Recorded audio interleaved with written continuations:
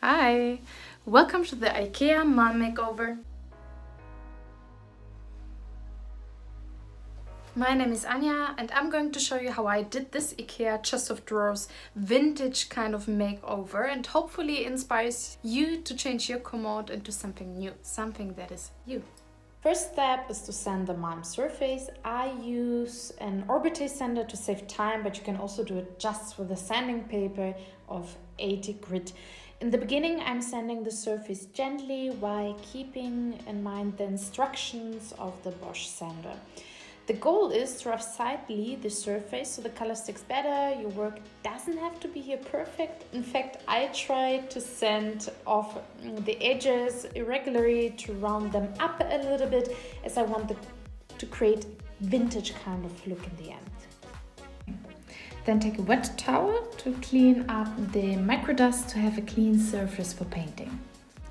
I decided to go for a 2-in-1 color varnish, which is gloss and weather resistant, so pretty solid. The color I chose in the hardware store. In this case, they mixed it up according to my choice.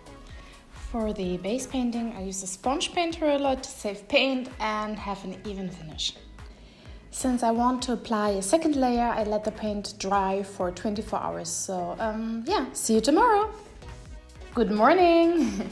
Now I'm mixing the same paint with the golden copper paste. Again, here I'm not mixing it perfectly, so I want an uneven, more vintage look, so the colors come through, uneven. This time I'm using a brush and applying the paint, as you can see, with a quick movement until I'm happy with the result.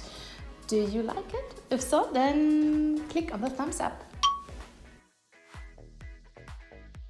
I'm letting it dry and then taking these vintage handles I got from a flea market in Berlin, and I'm attaching them in the center on top.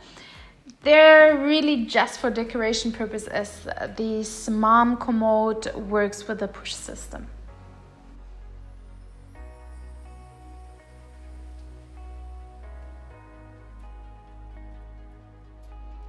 I'm really happy how it turned out. I think the key to this vintage look was the copper golden paste we've put into the color, mixed it up, and it shines through regularly. I think that goes pretty well.